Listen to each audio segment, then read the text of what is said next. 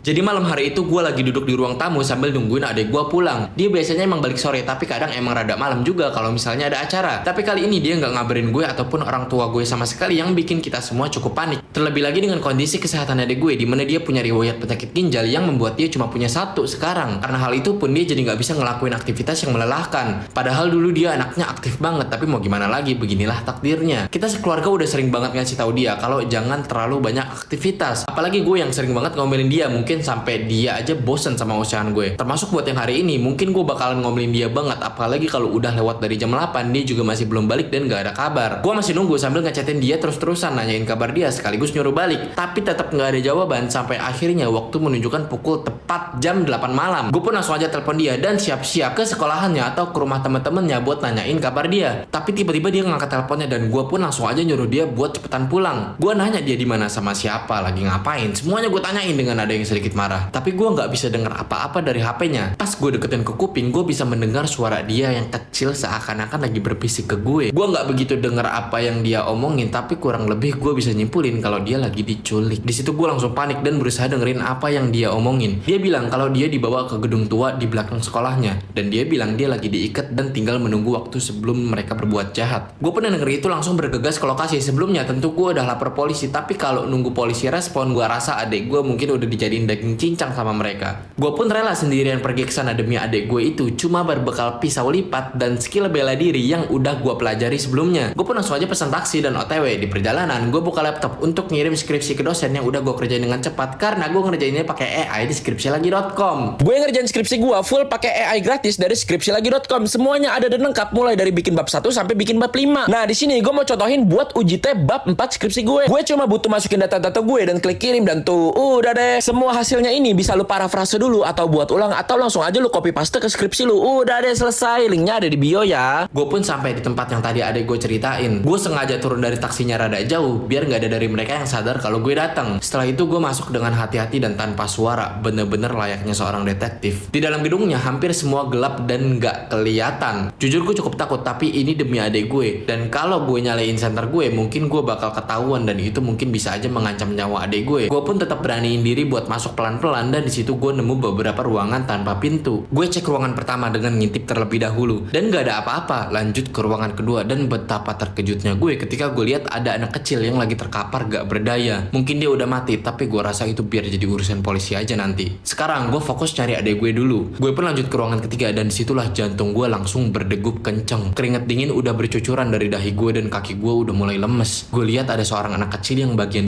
udah kebuka lebar dan organ di dalamnya udah hilang.